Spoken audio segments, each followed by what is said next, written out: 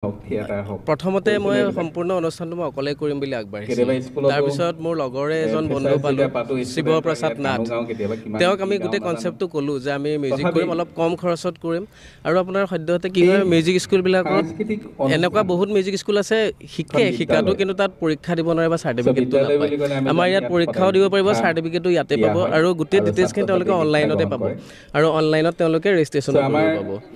আৰু আমাৰ স্থানটো হ'ল আমাৰ তেলিয়াগাঁও যুৱ মঞ্চৰ যিটো ফিল্ড আছে, যিখন সেই ফিল্ডৰ ওচৰত তেলিয়াগাঁও।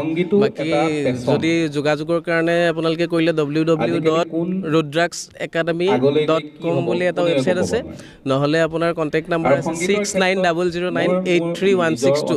তাত কল কৰিলেও হ'ব। আপোনালোকে ইউটিউবতো চাৰ্চ কৰিব পাৰে, ৰুদ্ৰাক্স কালচাৰেল একাডেমি বুলি কয়, ফেচবুকতো চাৰ্চ কৰিব পাৰে, ডিটেইলছখিনি তাতে পাই যাব।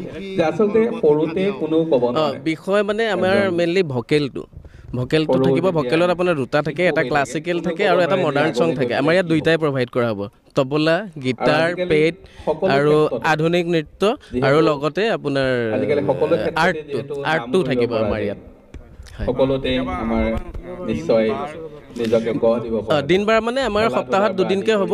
এদিন হ'ল আপোনাৰ দেওবাৰে আবেলি 3টা বজাৰ পৰা আৰম্ভ হ'ব, আৰু শনিবাৰে আবেলি 4টা বজাৰ পৰা আৰম্ভ হ'ব। দুটা হয়। কেৰিয়াৰ হিচাপে আমি ল'ব পাৰোঁ।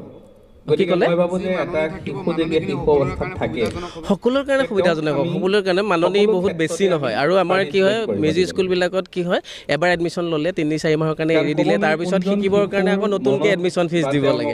আমাৰ সেইটো নাই, ওৱান টাইম দিলে তেওঁৰ কিবা অসুবিধা আছে, বাহিৰত গ'ল 2-3 মাহ থাকিলে, তাৰপিছত ঘূৰি আহি তেওঁ মাহিলী যিটো ফিজ হয়, সেই ফিজটো দি পেলাই আকৌ ক্লাছ কৰিব পাৰিব। প্ৰশিক্ষকসকল আমাৰ নগাঁৱৰে আছে গোটেইখন। আমাৰ লগত জড়িত হৈ আছে আৰিফল হক ডাঙৰীয়া আছে, নৰেন বৰা ডাঙৰীয়া আছে, কিৰণ কুমাৰ দাস আছে।